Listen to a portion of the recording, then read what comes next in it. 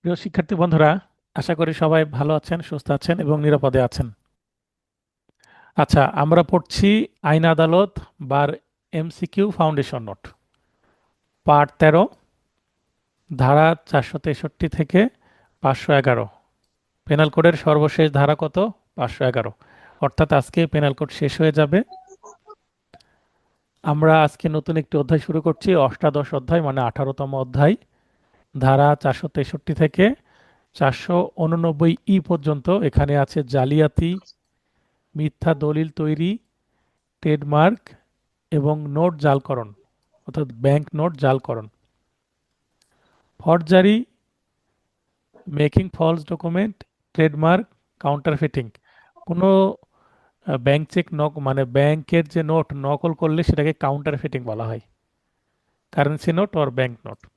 আচ্ছা, প্রথমে হচ্ছে 463, জালিয়াতি বা ফরজারি। জালিয়াতির ইংরেজি হচ্ছে ফরজারি। তো 463-তে জালিয়াতির সংজ্ঞায় বলা হচ্ছে জনগণ বা কোনো ব্যক্তির ক্ষতি বা ক্ষতিসাধন বা প্রতারণা করার উদ্দেশ্যে মিথ্যা দলিল প্রণয়ন করলে তা জালিয়াতি হবে। অর্থাৎ একটা মিথ্যা দলিল যেটা সঠিক নয়, কোনোভাবে সেটা সৃষ্টি করা হয়েছে এবং সেটার উদ্দেশ্য যদি জনগণ কোনো ব্যক্তির ক্ষতি বা ক্ষতিসাধন বা প্রতারণা করার উদ্দেশ্যে হয়, তাহলে সেটা মিথ্যা দলিল প্রণয়ন হবে। এখন মিথ্যা দলিল প্রণয়ন করলে সেটা জালিয়াতি হবে বলছে। তো 464-তে মিথ্যা দলিল প্রস্তুত বা প্রণয়নের আবার সংজ্ঞা দেওয়া হয়েছে, মেকিং ফলস ডকুমেন্ট। তার মানে 463-তে বলছে মিথ্যা দলিল তৈরি করলেই সেটা প্রতারণা, সেটা জালিয়াতি। সেটা প্রতারণা হোক, কারো ক্ষতি করার জন্য হোক, জনগণের ক্ষতি করার জন্য হোক, যেটাই হোক না কেন, উদ্দেশ্য যাই হোক, মিথ্যা দলিল তৈরি করলেই সেটা জালিয়াতি হবে। আর মিথ্যা দলিল তৈরি কোনটাকে মিথ্যা দলিল বলা হবে সেটা আমরা এবার দেখি। সংজ্ঞা বলা হচ্ছে মূলত 3টি উপায়ে মিথ্যা দলিল প্রস্তুত করা যায়। তাহলে এই যে 463-তে 3টি উপায়ে, এই 3টি সংখ্যা মনে রাখতে হবে। প্রথমত, প্রতারণামূলকভাবে আংশিক প্রস্তুত বা স্বাক্ষর বা সিলমোহর বা সম্পাদন করে কোনো দলিল প্রস্তুত বা উক্ত উদ্দেশ্যে চিহ্ন স্থাপনকরণ। দ্বিতীয়ত, তার মানে প্রতারণামূলকভাবে আংশিক প্রস্তুত বা স্বাক্ষর বা সিলমোহর এগুলো ব্যবহার করে।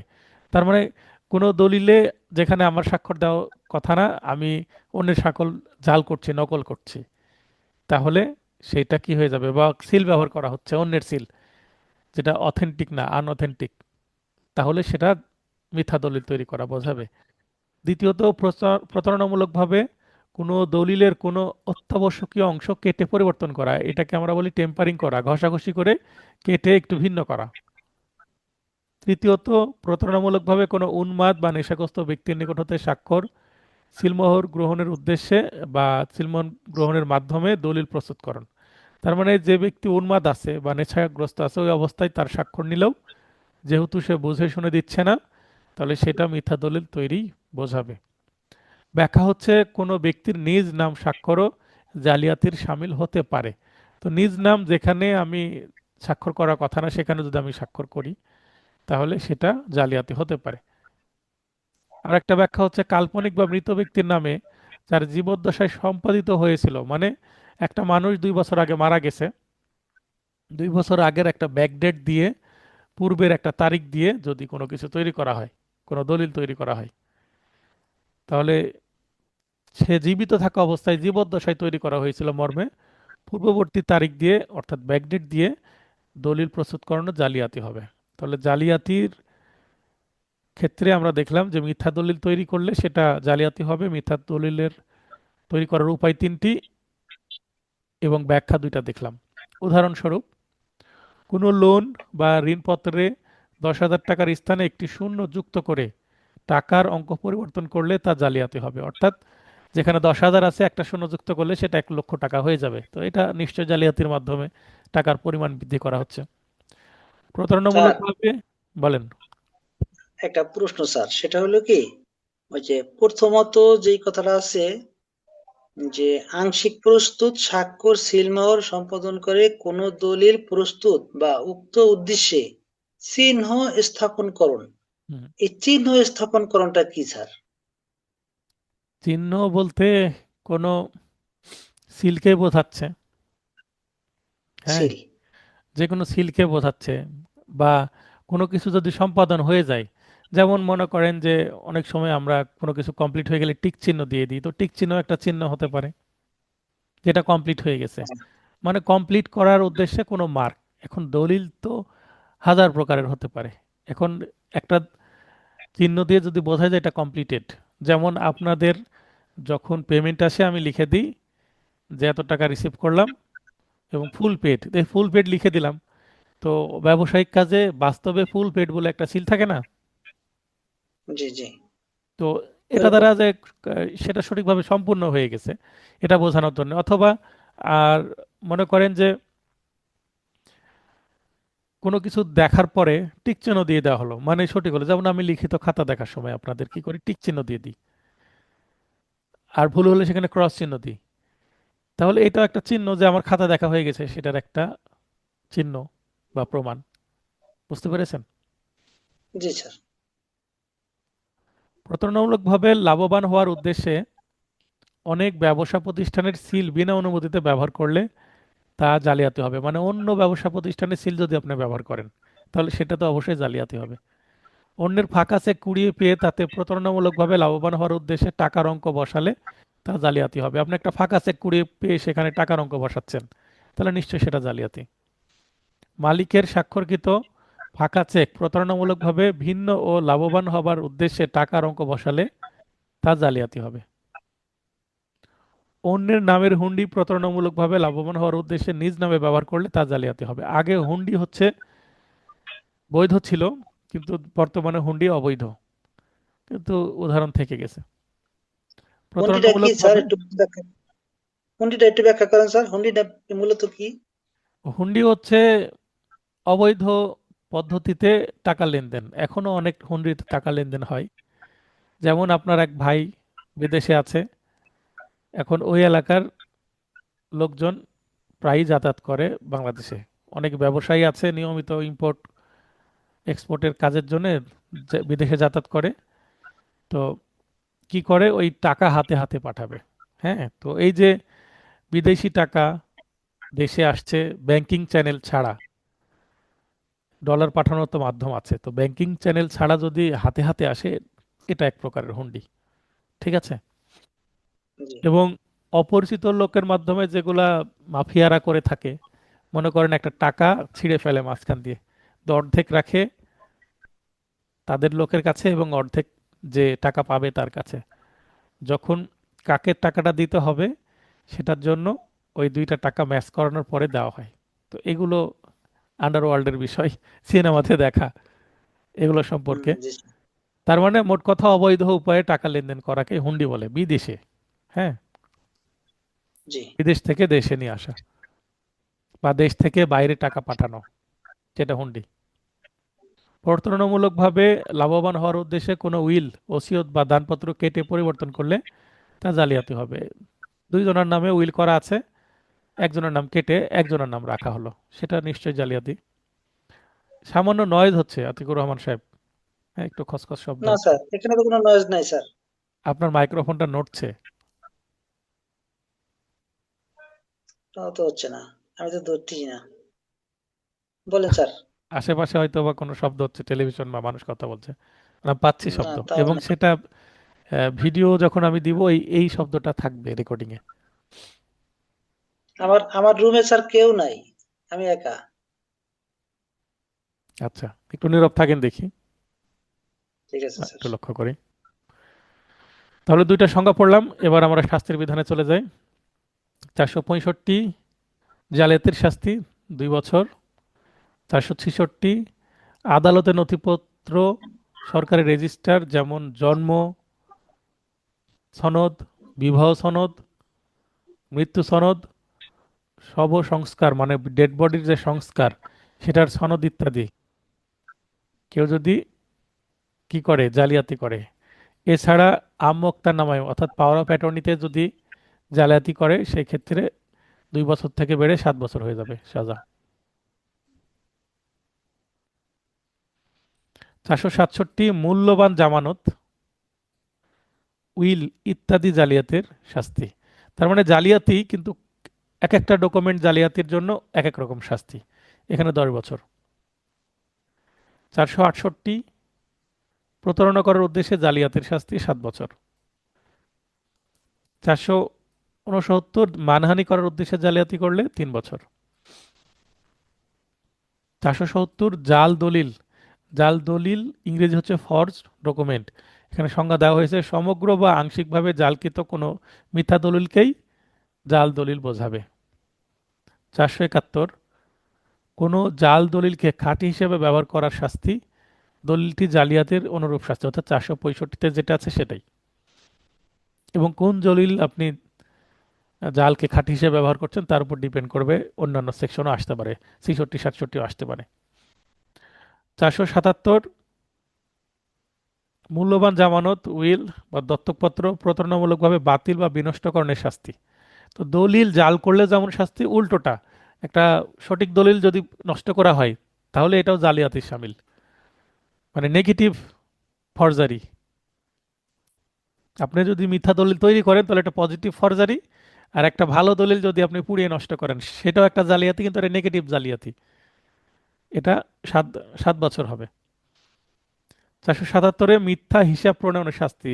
হিসাবের খাতা থাকে, হাল খাতা, যেমন আপনারা আমার কাছে ভর্তি হলে আমি একটা খাতা মেনটেন করি, কে কত টাকা পেমেন্ট দিচ্ছেন, কার কত ডিউ আছে। তো প্রতিটা ব্যবসায়িকের এই ধরনের হিসাবের খাতা থাকে। তো হিসাবের খাতায় যদি জালিয়াতি করে এবং সেটার উদ্দেশ্য ভবিষ্যতে প্রতারণা করে কাউকে ক্ষতিগ্রস্ত করবে, অন্যায় লাভবান হওয়ার উদ্দেশ্যে করে, তাহলে সেটা 7 বছর।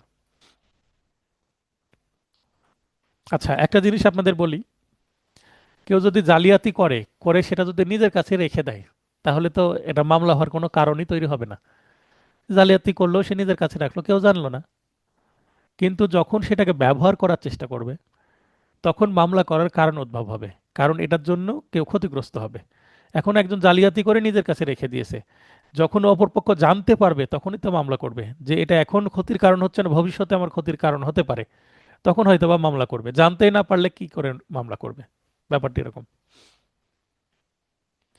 478 ট্রেডমার্ক বলতে কি বোঝানো হচ্ছে? সংজ্ঞা হচ্ছে কোনো পণ্য কোনো বিশেষ ব্যক্তির উৎপাদিত বলে বোঝাবার জন্য ব্যবহৃত যে চিহ্ন সেটা হচ্ছে ট্রেডমার্ক, মানে প্রোডাকশন সিল। আর 479-তে আছে সম্পত্তি চিহ্ন বা প্রপার্টি মার্ক। তো এই দুইটা থেকে কিন্তু প্রশ্ন আসে। কোনো অস্থাবর সম্পত্তি কোনো বিশেষ ব্যক্তির সত্ত্বাধীনে বলে বোঝাবার জন্য ব্যবহৃত চিহ্ন, অর্থাৎ কোনো সম্পত্তি যেটা অস্থাবর মুভেবল প্রপার্টি, এর মালিক কে, মালিকানার জন্য প্রপার্টি মার্ক। আর প্রোডাক্ট মানে প্রডিউসার কে, কে তৈরি করছে, এটার জন্য ট্রেডমার্ক। তাহলে ট্রেডমার্ক হচ্ছে ব্যবসার ক্ষেত্রে, আর সম্পত্তির চিহ্ন ব্যবসার বাইরেও হতে পারে।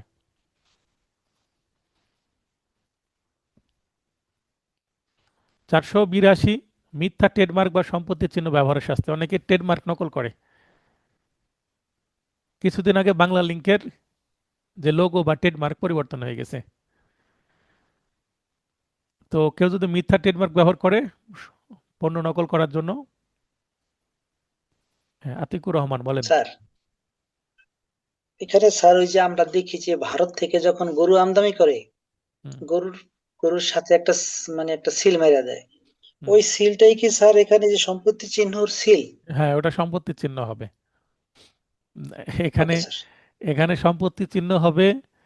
এখানে মানে ভারত থেকে যেটা আসলো সেটা বাংলাদেশে আসলো, এটা আসলে প্রপারলি এটা ডিউটি দিয়ে, ডিউটি বলতে ট্যাক্স বা শুল্ক দিয়ে, আমদানি শুল্ক দিয়ে এটা নিয়ে আসা হলো। এটা বৈধকরণ একটা চিহ্ন। এটা সম্পত্তি চিহ্ন ওইভাবে বলা যাবে না, কারণ কোনো বিশেষ ব্যক্তিত্ব আর এখানে হচ্ছে না। তবে ওই কাইন্ড মানে ওই ধরনের একটা বলা হয় যে গরুতে চিহ্ন দেয়, এটা মানে বৈধভাবে এসে যায় সেটা বোঝানোর জন্য। জি স্যার। আমরা ট্রেডমার্ক বেশি দেখি, বিভিন্ন কোম্পানির যে লোগো দেখি সেটাই ট্রেডমার্ক, কিন্তু সম্পত্তির চিহ্ন কম দেখি। সম্পত্তির চিহ্ন ব্যবহারের মানে বিশেষ ব্যক্তি যদি হয় তাহলে সম্পত্তির চিহ্ন ব্যবহার করে। কোনো ব্যক্তি যে নিজেই ব্র্যান্ড, হ্যাঁ, কোনো ব্যক্তি যে নিজেই ব্র্যান্ড, তার সম্পত্তি এটা বোঝাতে সে এ ধরনের চিহ্ন ব্যবহার করে। এটা খুব কম ব্যবহার। স্যার স্যার অনেক সময় দেখা যায় অনেকের যে সম্পত্তিতে বা অনেক ব্যবসা প্রতিষ্ঠানে তারা সাইনবোর্ড লাগাই দেয় যে হুম। এবং এটার মালিক অমুক। এইটা কি স্যার কি তাহলে সম্পত্তি চিহ্ন? এটা সম্পত্তির চিহ্ন বলা যায়, কারণ সে যেহেতু ওখানে লাগাচ্ছে, লাগিয়ে বলছে যে এটা ক্রয় সূত্রে বা ওয়ারি সূত্রে মালিক অমুক। ঠিক আছে, এটা বলা যাবে। অনূর্ধ্ব 1 বছর হবে। আবার বলেন। এখানে বলছে তো স্যার অস্থাবর অস্থাবর সম্পত্তি, কিন্তু কোনো প্রপার্টি তো আবার অস্থাবর হয় না। এখানে প্রপার্টি, প্রপার্টি অস্থাবর হবে না কেন? প্রপার্টি স্থাবর হবে, অস্থাবর হবে, হ্যাঁ। তো এখানে প্রপার্টি মার্ক অস্থাবরের ক্ষেত্রে ব্যবহার করা হয়। মনে করেন ট্রেডমার্ক প্রডিউসারের চিহ্ন, হ্যাঁ। আর প্রপার্টি মার্ক হচ্ছে ব্যক্তি, এই ব্যক্তির মালিক কে সেটা বোঝানোর চিহ্ন। ঠিক আছে, এটা হচ্ছে বিষয়। জি তো সম্পত্তি চিহ্নর ব্যবহার কম, কারণ কোনো ব্যক্তি যখন একটা সম্পত্তির মালিকানা ধারণ করে তখন এটা ব্যবহার করা হয়, খুব কম এটা। যেমন মনে করেন যে যখন ব্রিটিশ শাসন করেছে ওই সময়ের আইন এটা, তাহলে রানীর একটা চিহ্ন ছিল, রানীর একটা চিহ্ন ছিল, হ্যাঁ। তো রানী যখন কোনো প্রপার্টি মার্ক ব্যবহার করতো কোনো সম্পত্তিতে, তখন বোঝাতো এটা রানীর প্রপার্টি। বাংলাদেশে ব্যবহারের ক্ষেত্রে যদি আমি বলি, যেমন রাষ্ট্রপতির কিন্তু একটা আলাদা লোগো আছে, হ্যাঁ, একটা চিহ্ন আছে।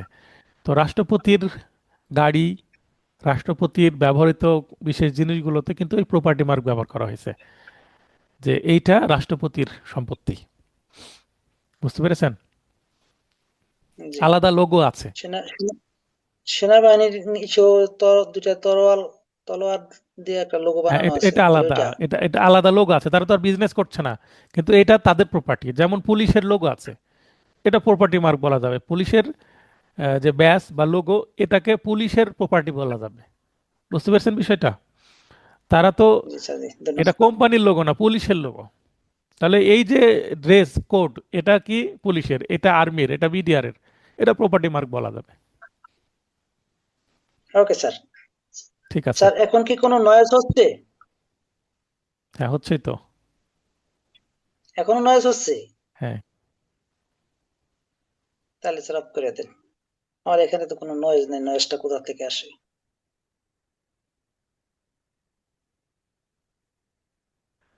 483, অপরের ব্যবহৃত ট্রেডমার্ক বা সম্পত্তি চিহ্ন জালকরণের শাস্তি 2 বছর। 484, সরকারি কর্মচারীর ব্যবহৃত চিহ্ন জালকরণের শাস্তি। হ্যাঁ, সরকারি কর্মচারী যেগুলো ব্যবহার করে, একটু আগে যেগুলো আলোচনা হচ্ছিল, তাহলে এটা 3 বছর। 489, এ কারেন্সি নোট বা ব্যাংক নোট জালকরণের শাস্তি, কাউন্টার ফিটিং যদি করা হয়, তাহলে 10 বছর। বিতে বলা হচ্ছে জাল বা নকল কারেন্সি নোট বা ব্যাংক নোট আসল বলে ব্যবহারের শাস্তি, 10 বছর। সিতে বলা হচ্ছে জাল বা নকল কারেন্সি নোট বা ব্যাংক নোট দখলে রাখার শাস্তি, 7 বছর। ডিতে বলা হচ্ছে নোট জালকরণের যন্ত্র তৈরি বা দখলে রাখার শাস্তি। এখানে যেহেতু প্রোডাকশন করছে একটা গ্যাং, এই কারণে এখানে শাস্তির পরিমাণটি কি বেশি, যাবজ্জীবন অথবা 10 বছর।